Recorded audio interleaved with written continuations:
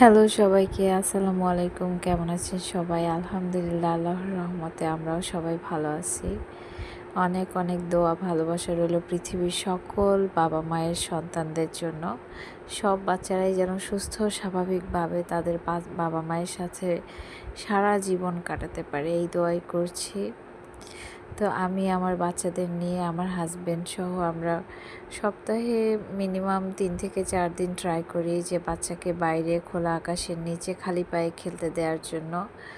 যখন আপনার বাচ্চা খালি পায়ে খেলবে তখন মাটি থেকেও, যদিও আমরা শহরে থাকার কারণে মাটির স্পর্শে সেরকম একটা যাওয়া হয় না, কারণ এই যে পার্কের মধ্যেও দেখেন এখানে মাটিটাকে এরকম একটা সবুজ রঙের প্লাস্টিকের ঘাসের গালিচা দিয়ে এটাকে ঢেকে দেওয়া হয়েছে। এটাকে কি বলে জানি না, আমি গালিচাই বললাম।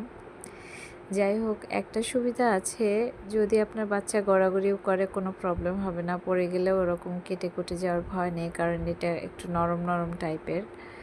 তো ওমর এই স্লাইডটাতে তো কখনোই ওঠে নাই, তবে ইদানিং ও রেগুলার পার্কে কিংবা বাইরে যাওয়ার কারণে বাইরের প্রতি যে ওর একটা ভয় ছিল সেটা আস্তে আস্তে করে ঠিক হয়ে যাচ্ছে।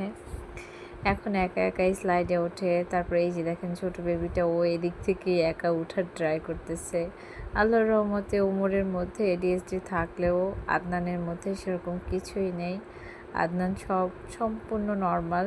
এটা একদম মানে অন্য 8-10টা বাচ্চাদের মতোই। আপনারা সবাই আমার 2 ছেলের জন্যই দোয়া করবেন যেন 2টা বেবি নর্মালি থাকে, কারণ ওমর যেহেতু একটু হাইপার, আমার পক্ষে মানে আমি আমার মতো একটা মানুষ হয়ে একটা হাইপার বেবি পাশাপাশি আরও একটা ছোট বেবিকে সামলাচ্ছি, এটা মানে আমি নিজেই নিজের কাছে সারপ্রাইজ হয়ে যাই মাঝে মাঝে যে আমি আসলে কিভাবে পারি।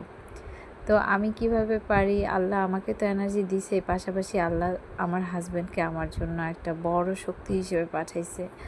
আমার হাজব্যান্ড সব সময় তার সর্বস্ব দিয়ে চেষ্টা করে। তাকে অন্য সাইডে যদি মার্ক দিই তাহলে কত দিব জানেন? তবে বাবা হিসেবে সন্তানের কাছে সে 10-এ 10 পাবে।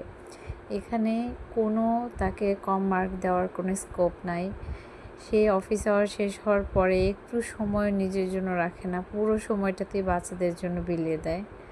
তো সবাই আমাদের জন্য দোয়া করবেন, আমার বাচ্চাদের জন্য। ধন্যবাদ সবাইকে।